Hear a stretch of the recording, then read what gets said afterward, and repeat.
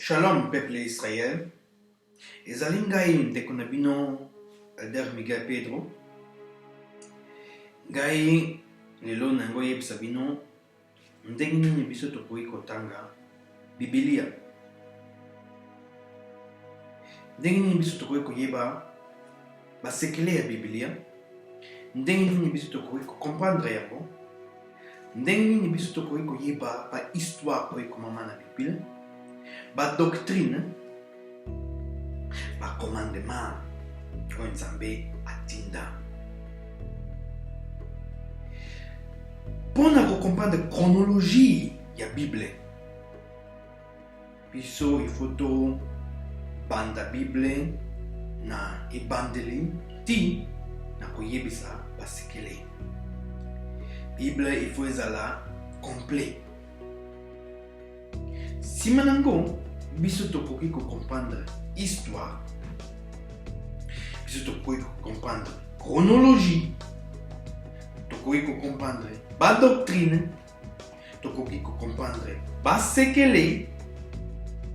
Kasi soki bino bolingi koyeba mystique na ba sekele oyo ezali na kati ya Biblia, biso lelo tokoyeba ndenge nini biso tokoki kosala mpona koyeba biloko wana nyonso. Mpona ezali kaka na nzela moko oyo biso tokoki koyeba makambo oyo ezali na kati ya Biblia. Oyo ezali ndenge nini biso tokoki comprendre Biblia. Banzembo 111:10. Bobele kotosa Yahweh moto efongolaka motu. Ba oyo nyonso batosaka ye bazali bato ya mayele, ebongi bakumbisa ye seko. Kobanga Nzambe ezali ebandeli ya mayele. Kobanga Nzambe bandeko ezali ebandeli ya mayele. Soki bato bazoli sambela kasi bazali kolanda bamibeko te, elingi kolakisa ke Nzambe pe akoki kofongola bango mutu te mpona koyeba basekele ya Biblia. Bato oyo bakoyebisa bino ke Nzambe alongola bamibeko na kati ya Biblia, bango bazali ya kobunga. Bato oyo bakendeki na ba discothèque sima baye na dimanche kosambela, bakomprendre nana eloko moko te. Bato oyo basambelaka na ba dimanche, bango mpe nano bakomprendre eloko moko te. Mpona bato wana sikoyo bakomprendre nini Nzambe alingi, il faut tolongola barrière oyo ezali na liboso ya elongi na bango mpona bakomprendre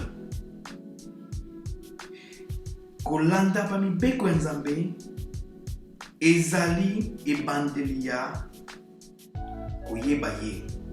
Oyo nde moto ezali makambo liboso na liste. Kolanda mibeko ya Nzambe, landa yango na makasi nyonso. Fongola matoyi na miso na yo. Sima nango Nzambe akobanda kolakisa yo ba verite mosusu oyo yo kutu oyebaki te. Ete komama na Jérémie 33:3, Amos 3:7. Soki tambo igangi, nani akoki kobanga te? Soki nkolo Yahweh alobi, nani akoki koboya kosakola maloba yango? Pamba te nkolo Yahweh asalaka eloko moko te soki nanu ayebisi yango na baprofete na ye te.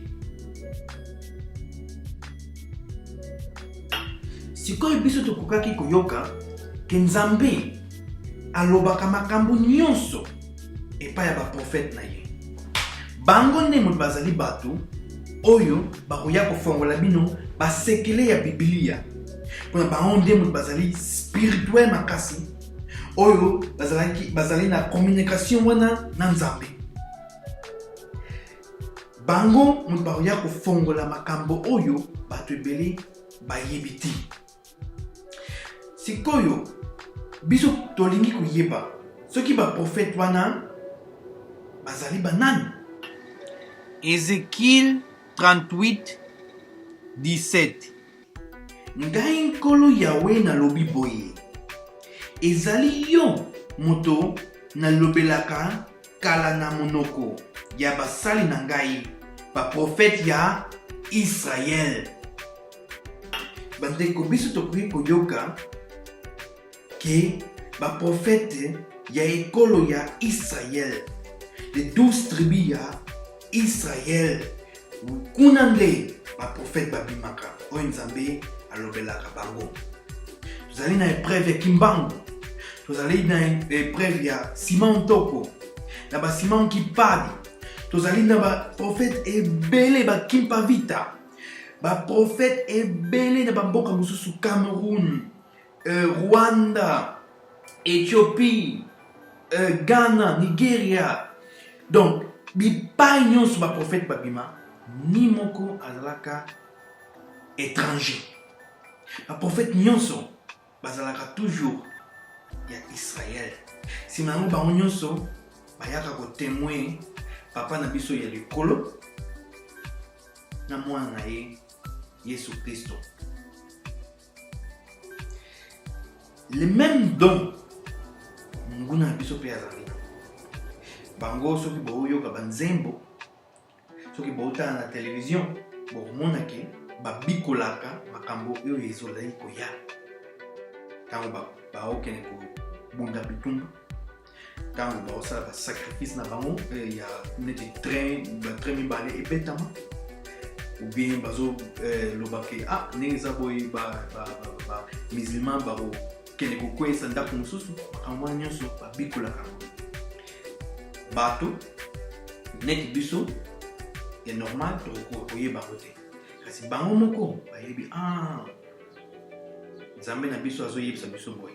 Les mêmes choses Nzambe asolaka na ba prophète na ye makambo nyonso ya salaka ba prophète na ye bayebaka yango. Elingi kolakisa nini bandeko? Elingi kolakisa ke Nzambe arevelaka kaka ba prophétie na ye epai ya bana na ye oyo bazali ba prophète ya peuple ya Israël kasi ba pays mususu te. Elingi kolakisa ke bato oyo bazali ba Israël te bakoki koyebisa bino basekele ya Biblia te. Mibeko oyo Nzambe acha na kati ya Bible oyo bakoko na biso balandaka ti lelo bamosusu kutu sans koyeba Bible. Bamibeko wana bango bapaya bakoki koyebisa biso yango te. Badoctrine nyonso bakoki kolakisa biso yango te. Bamystike bakoki kolakisa biso yango te. Basekele baprophétie nyonso bakoki kolakisa biso yango te. Mpona kocomprendre Bible bango bakoki comprendre yango mpe te ndenge biso tocomprendre yango mpona ekomama mpona biso ezali histoire na biso. Yango wana vérité nyonso ezali na kati na biso. Ezali biso mpe kaka moto tokoki koteya Biblia ndenge ezaleli. Yango wana ekomama mpe ke biso bayuda moto tokoya kobikisa mokili oyo. Baprofete nyonso ata kutu ye moko Yesu Romains 9 otanga yango akuta epai na biso na mosuni. Deuxième eloko ezali il faut prophète ya ba Israélien aya koyebisa biso makambo oyo ezali vérité. Romains 9:1-5. Makambo nazali komona sikoyo ezali koyokisa ngai motema pasi mingi penza. Kristo ayebi te ezali ya solo nazali kobuka lokuta te. Nazali koyebisa bino yango na motema moko ndenge Molimo Mosantu azali kolakisa ngai yango. Ya solo natondi penza na mawa likolo ya bandeko na ngai bayuda oyo tobotama na bango ekolo moko. Nalingaki kutu te Kristo asundola ngai na esika na bango. Bazali bato ya Israel, ekolo oyo Nzambe aponaka lokola mwana na ye. Nzambe apesaki bango lukumu na ye, asalaka boyokani na bango, ayebisaki bango mibeko na ye pe ndenge basengeli kosambela, pe apesaki bango bilaka minene. Bazali bana ya Abraham, Isaac pe Jacob. Kristo abotamaki na ekolo na bango. Merci na Nzambe seko ye azali mokonzi ya biloko nyonso. Amen. Tika biso sikoyo totanga ndenge nini biso tokoki kofongola ba verite ya Biblia. Isaïa 28 9 na 10. Bazali koseka ngai te ye Isaïa yango alingi koteya banani? Alingi koyebisa tina ya bandoto na ye na banani? Azali komona biso lokola bana oyo bawuti kolongwa na mabele. Azali koloba tango nyonso ndenge bateyaka bana mikie. Ta ta ta ta mama mama. Bandeko bino moko bomoni makambo prophète Isaïa akoma kwenda kati. Na 28 9 na 10 na Biblia na ngai ya allemand bakomba prete na ebite soki ndenge na kokiko yebisa binongo donc bakata ngo donc Bible batanga ngo commandement kolanda commandement, commandement kolanda commandement. Na anglais na Bible ya anglais bakoma ngo precept open precept. Donc yango na lobi ma alingi koyebisa biso nini? Miliki ezali basique ya Bible. Liboso ifo toyeba basique ya Bible. Ifo tolanda ba commandement. Basique yango ezali bamibeko. Donc ba commandement. Pona ko comprendre ba journée oyo Nzambe atia na puissance, ba fête na yo oyo azalaki kosala. Makambo na nyonso oyo ezali na kati ya Bible oyo biso to changer. Il faut tozwa nanu miliki. Miliki neti meme. Bébé tango abota masika bapesa nini? Miliki no? Miliki wana oyo biso tozo zwa sikoyo. Donc si manango tango bino bomeli ba miliki bakopesa bino bilei na bokoli. Les mêmes choses ezali na kati ya Biblia. Pour comprendre nanu basique ya Bible oyo ezali ba commandement. Si manango bakofongola bidon ba mystique vérité oyo ezali na kati nango. Sikoyo toyebi il faut olanda nanu ba mibeko. Il faut ozala israélite pour nous comprendre. Il faut omena nanu miliki pour nous oyeba basique si nango ozwa bilei. Na Isaïa 28:10 kuna ndeli tokoki komona ki il faut tobanda kolanda ba commandement.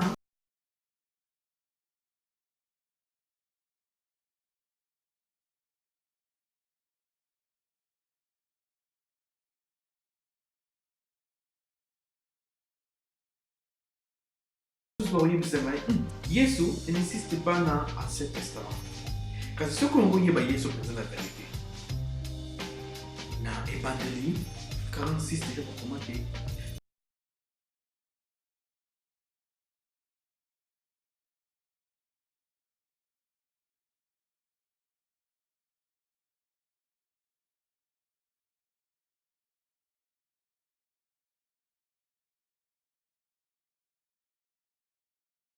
Awa muke, kuna muke, ocheba kone. Kuna muke, pour ba prophète nyonso bayaka na tango moko. Ndenge naza awa boye, ba prophète mususu pe bazo sakola makasi. Nzambe apesaka prophète oyo muke, kuna apesi moke, kuna apesi moke. Yango wana pourquoi komona ke Matthieu na Luc bango nyonso kuna bazalaki koma les mêmes choses. La prophétie ya Esaïe eza les mêmes ba prophétie Jérémie mpe ezalaki kopesa. Vous comprenez? Donc, na ba série oyo nyonso Nzambe atindaka kaka ba prophète.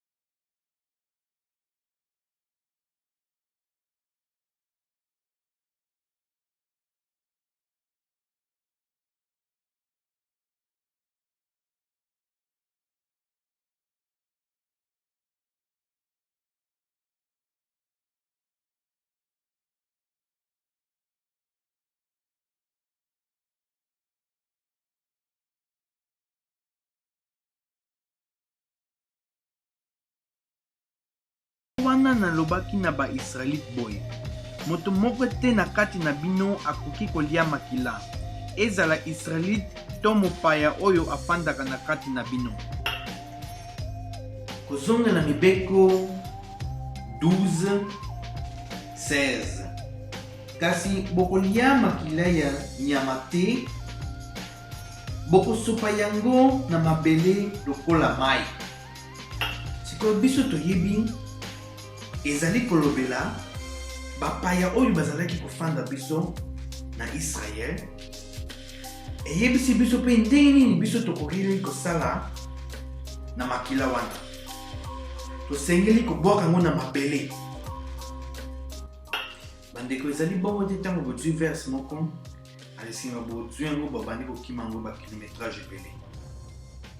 Bino moko efo bolukaka ba verse na kati ale milimo ekoya koyebisa bino verse wana bokende komona yango lisusu kuna, bokende komona yango lisusu kuna, osangisi yango asi bokani koteya. Le roi David azalaki kocomprendre maloba ya Nzambe koleka bato oyo bazalaki na liboso na ye, mpona ye azalaki kolanda bacommandement. Banzembo 119:100. Nazali na mayele koleka mibange, yango wana natosaka mitindo na yo. Nakoloba lisusu, azalaki kolanda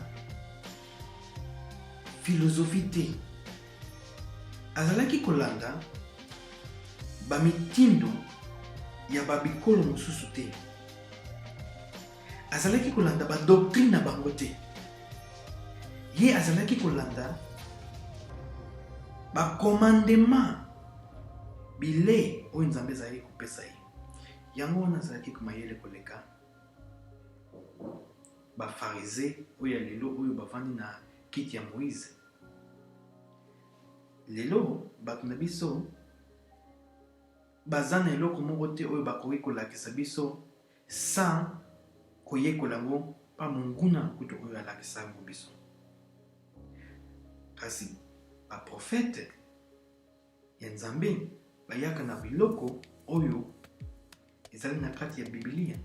Yango wana bomona basimba otoko okimpango lelo baza na baeglise na bango ya molai. Kasi oyo balandi bango lelo mpona bazali baprofete te, bazokoka kosalela makambo wana te, mpona bazokoka koyeba te ndenge nini ya kofongola baverite na kati ya Biblia. Yango wana baloba mwana moke akoki kobeta mbunda, mokolo akobina mpe. Roi David na biso azali exemple ya molai mpona makambo oyo nyonso esalamaka na mokili oyo. Mwana mokie aleki bamokolo na mayele na mosika. Na mosika eza kutu pembeni te mayele na bango. Mpona nini? Na mwana mokie aza babenga ye alesima azolanda makambo oyo Nzambe azoyebisa ye, zateke makambo oyo mokili ezoyebisa ye. alobi nini mpona bakomandema na yo papa ngai nazokoma mayele koleka bato mosusu ngai nakoyebisa bino sekele moko bandeko soki bozolanda bakomandema ya nzambe okoki kozwa bibilia na 6 mois pamba bokoyeba bibilia koleka bato oyo batanga bibilia na bina bango mobimba kaka mpona bobandi kotosa makambo oyo ezali kuna na kati nsima na ngai soki bozali baisraelite siko babengo bino bozolanda bamibeko na ye okosala kutu makambo oyo eleki kutu koleka mpona nzambe apesaka nyonso oyo esengeli moto ndenge ye azali ndenge amoni motema na yo ndenge amoni makasi na yo apesi yo mpona ezali bino nde bokobikisa mokili oyo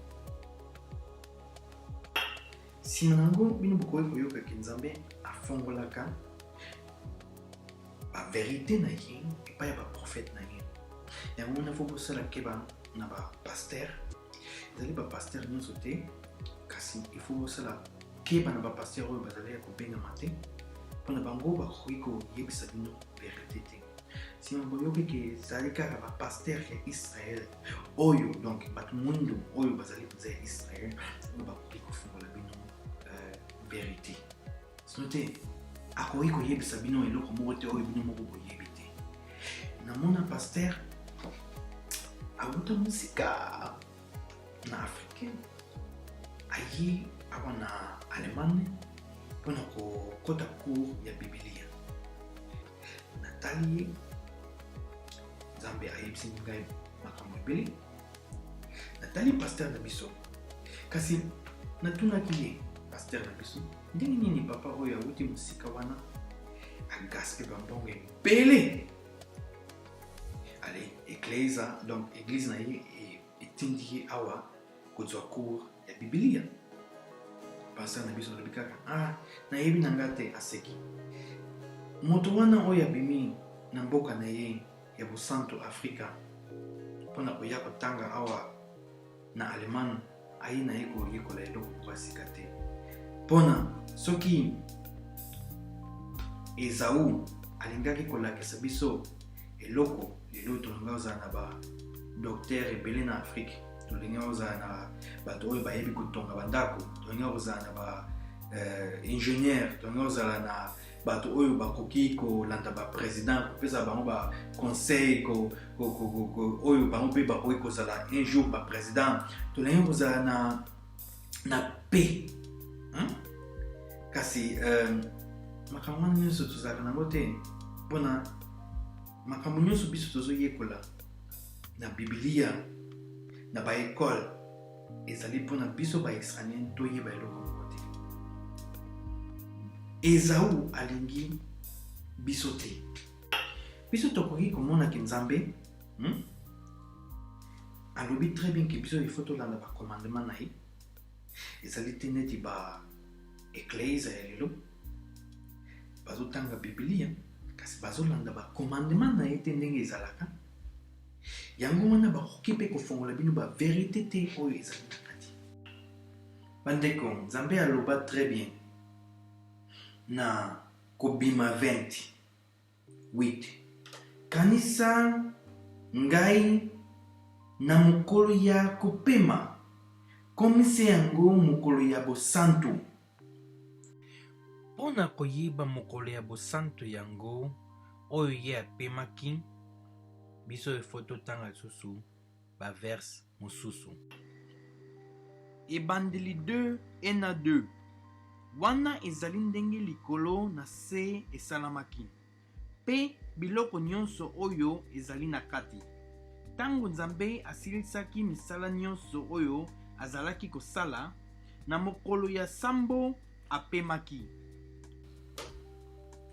Kasi bandeko biso lelo tosambolaka na badimanche. Eske biso tokosala makambo oyo bato bayebisaka biso ou bien makambo oyo ekomama na Biblia? Yango wana bino bokoki komona ki bato ebele baza na baperspective ebele ya Biblia. Kasi Biblia ezoloba kaka eloko moko.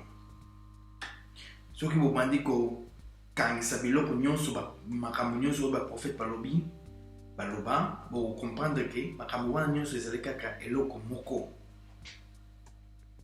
Yango wana bandeko, ndenge nini lelo biso tokoki komona ke bato mosusu bazoloba ke ezali normal Nzambe akokanisa na ye mabe te soki biso tozosambela na badimanche.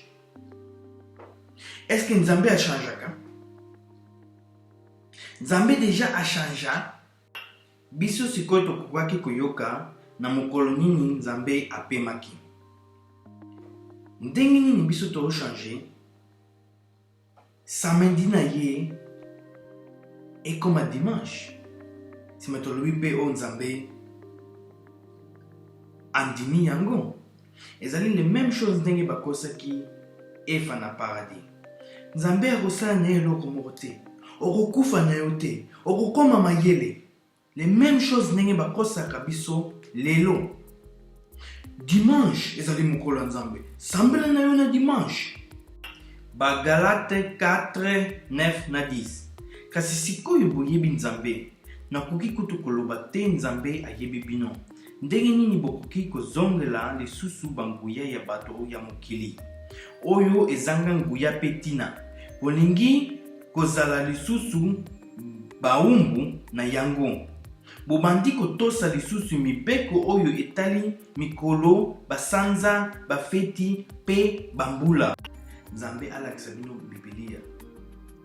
Pona ekoki kozala te ke moto nyonso aloba makambo na ye oyo ezowuta na motema na ye. Eloko mosusu, botangaka Biblia. Nyonso ezali na kati ya Biblia.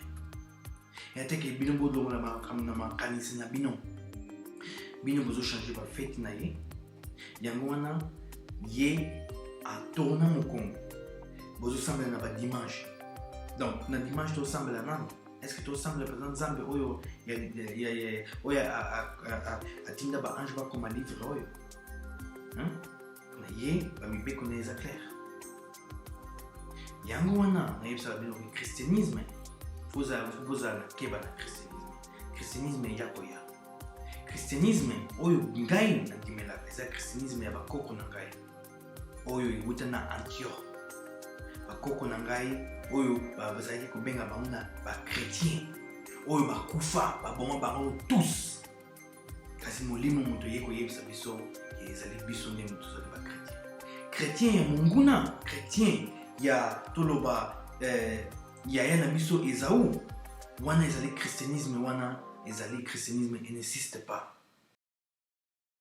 La parole n'est pas dévalorisée, mais elle apparaît au contraire dans toute sa grandeur et sa dignité.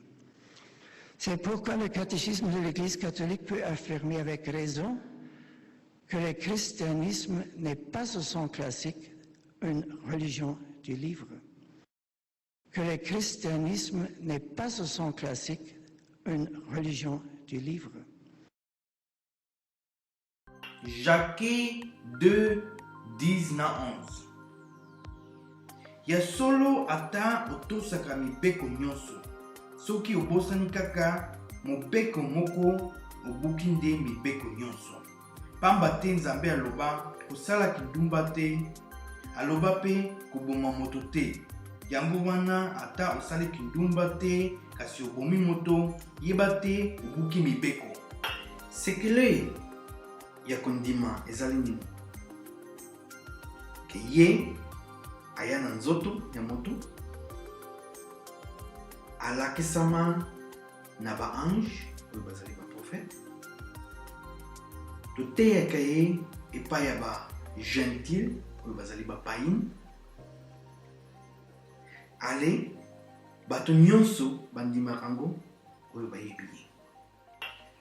Bino moko bomoni ke ezali très nécessaire koyeba ndenge nini biso tokoki kotanga Biblia. Soki yango ezala moto oyo azolakisa bato parole de Dieu, kozala hypocrite te. Fongola matoi na yo, fongola miso na yo, yokaka bato, talaka bato ndenge banza bazali, salaka ba recherche ya te ke ntango ozwi eloko moke ala okanisi okomi moto oyo ayebi makambo nyonso. Non, maître oyo azali maître asilaka koyekola te. Oyo ezalaki mateya ya ndenge nini biso tokoki koyeba Biblia. Bandeko, nalinga bino mingi. Shalom.